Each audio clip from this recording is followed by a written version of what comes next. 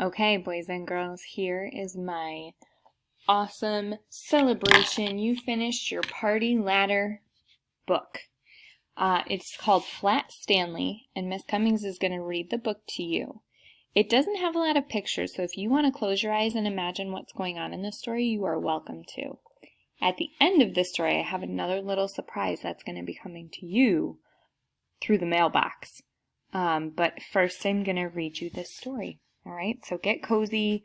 If you want to pause the story and find a good place to sit, if you want to sit in a fort or in a cozy beanbag, if you want to get pajamas or a blanket, make sure that you're cozy because it is a long story, but it is a really good story too. All right, so this is Flat Stanley, and this is Chapter 1, The Big Bulletin Board. Breakfast was ready. "I will go wake the boys," Mrs. Lambchop said to her husband, George Lambchop.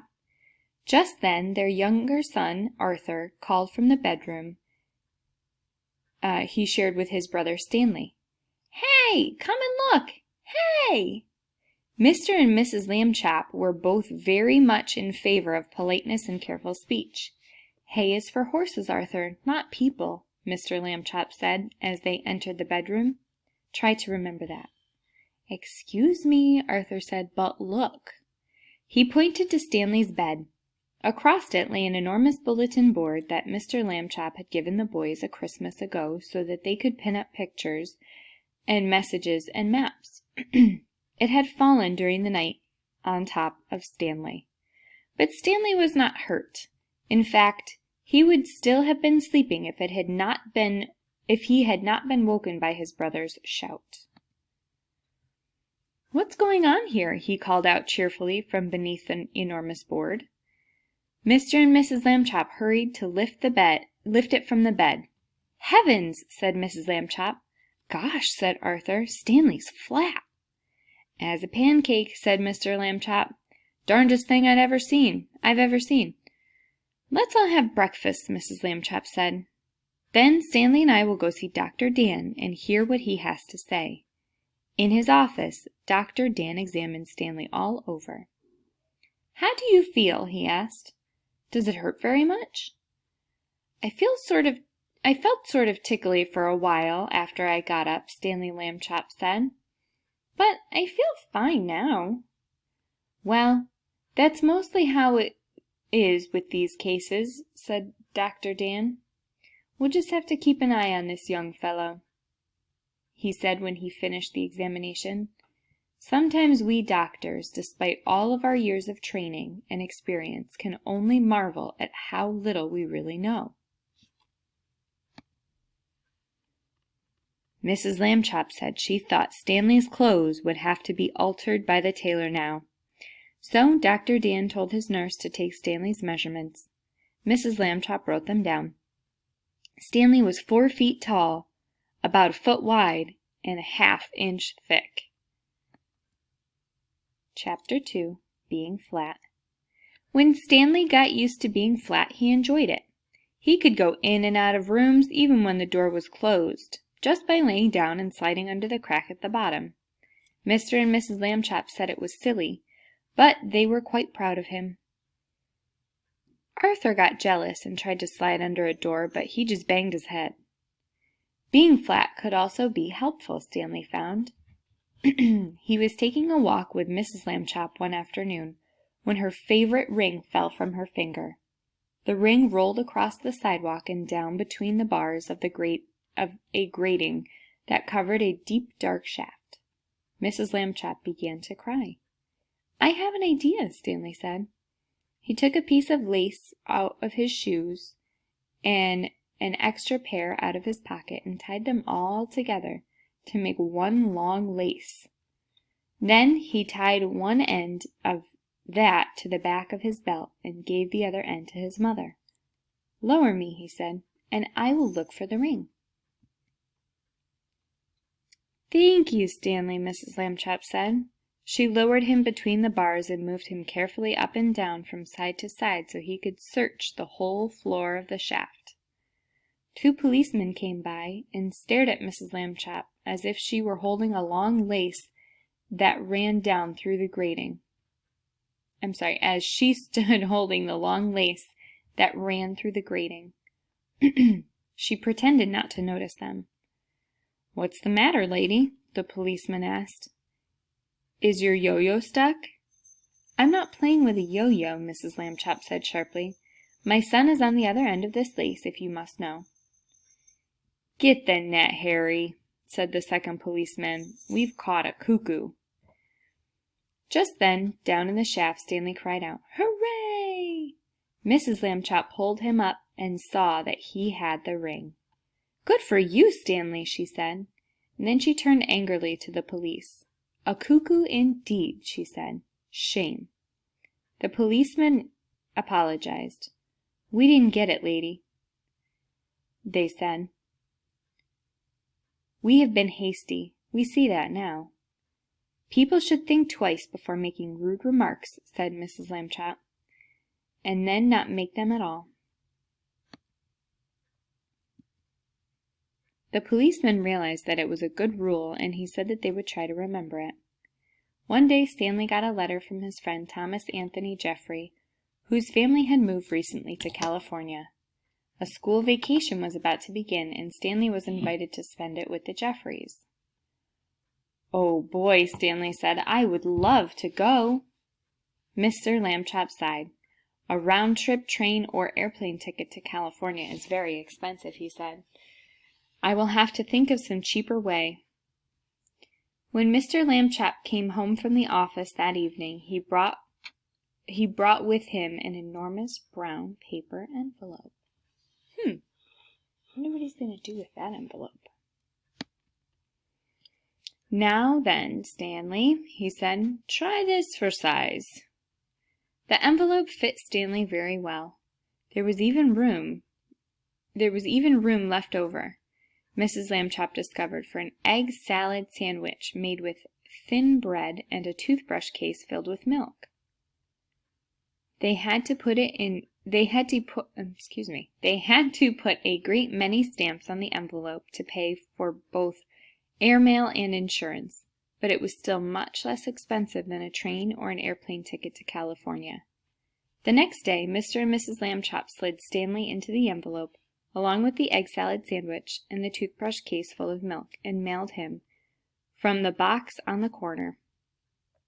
The envelope had to be folded to fit through the slot, but Stanley was a limber boy, and inside the box he straightened right up. Mr. Lambchop was nervous, because Stanley had never been away from home alone before. She rapped on the box.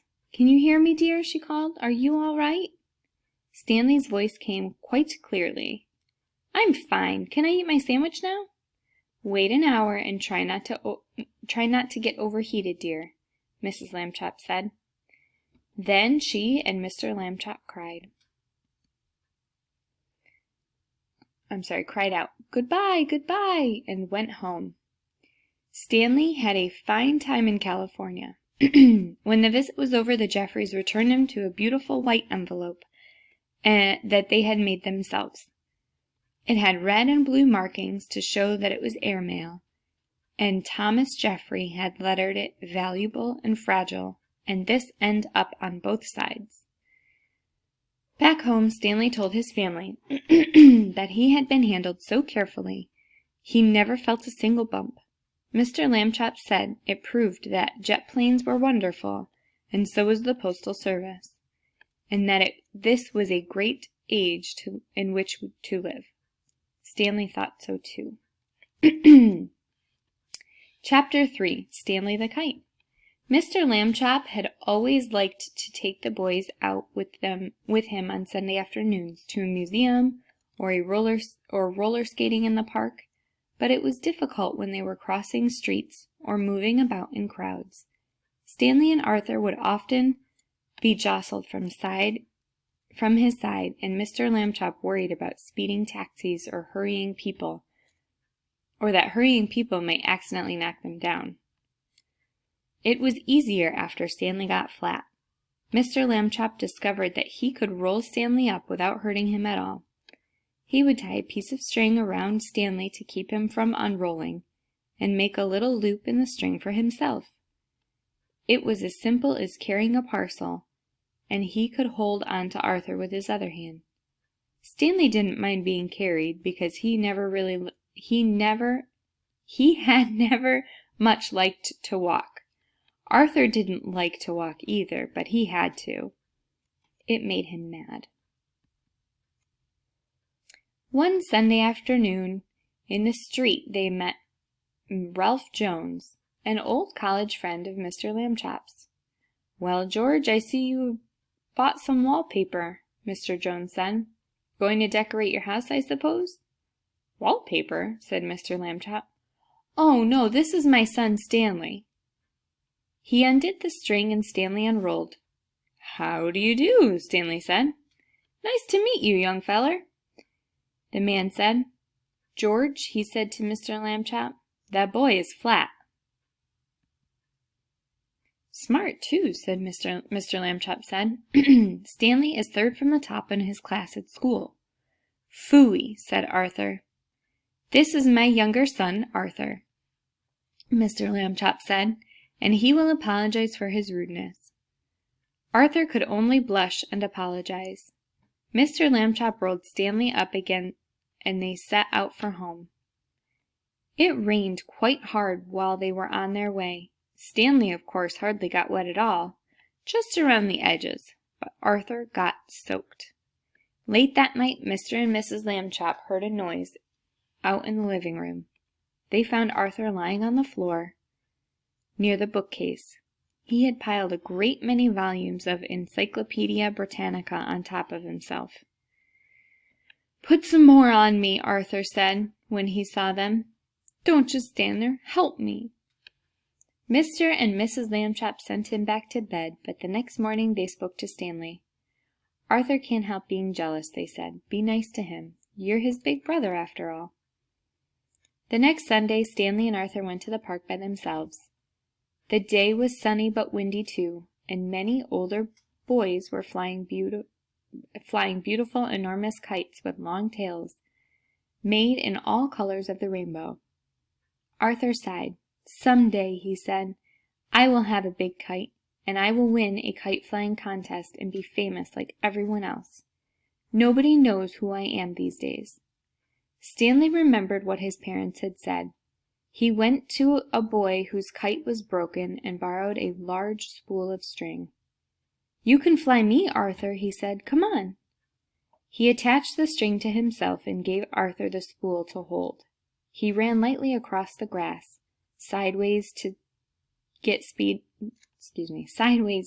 up speed, and then he turned to meet the breeze. Up, up, up, up went Stanley, being a kite. He knew just how to manage on the gusts of wind. He faced full into the wind if he wanted to rise, and let it take him from behind when he wanted to speed. He had only to turn his thin edge to the wind carefully, a little at a time, so that it did not hold him, and then he would slip gracefully down toward the earth again. Arthur let out all the string, and Stanley soared high above the trees, a beautiful sight in his red shirt and his blue trousers against the pale blue sky. Everyone in the park stood still to watch. Stanley swooped right, and then left in long, matched swoops. He held his arms by his side and zoomed at the ground like a rocket and curved up again toward the sun. He side-slipped and circled. He made figure eights and crosses and a star. Nobody has ever flown the way Stanley Lambchop flew that day. Probably no one ever will again. After a while, of course, people grew tired of watching, and Arthur got tired of running about with an empty spool. Stanley went right on, though, showing off. 3 boys came up to Arthur and invited him to join them for a hot dog and some soda pop. Arthur left the spool wedged in a fork of a tree. He did not notice, while he was eating the hot dog, that a wind was blowing the string and tangling it about the tree. The string got shorter and shorter, but Stanley did not